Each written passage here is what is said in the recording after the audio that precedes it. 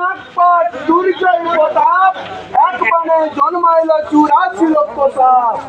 বান হয়ে সাপ হয় আকাশে ধরে পোনা, আর সাপের মাথায় জলে যেন আগুনের কোনা।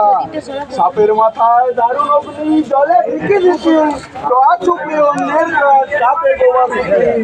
চলিলেন বান গোটা মেঘের গর্জনে, হাত পায়ে বন্ধ গিয়া শ্রীরাম লক্ষণে। কোন সাপ গোলায় জড়ায় কে জড়ায় পায়, আর পাক দিয়ে ভুজঙ্গ জড়ায় জড়ায় সর্বগায়। বিষের যাতনায় তার অধৈর্য শরীর, উত্তরে জিউতে পড়লেন দৈবীর।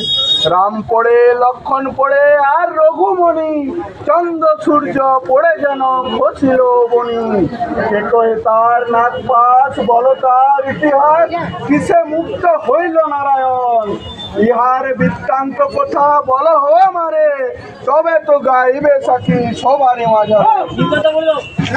যে কথা বলিলে তুমি সকলে শুনলাম আমি, অনুষ্ঠানের শিষ্য তুমি আগুনের পথে, পরিচয় জীবনে ভাই দাঁড়াও সাহিত্যকে।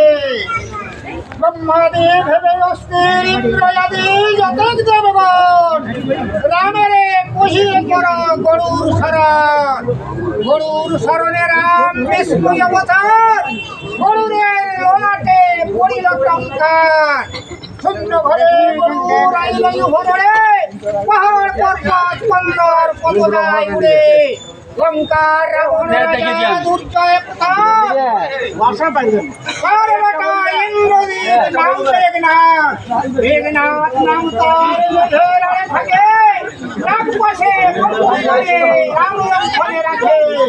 আসিছে গরুর পক্ষী দেখে সাই সাই, চাহিতে রামের পানে নাগপাশ যায়। এই তো সমাধান হইল হর্ষপদে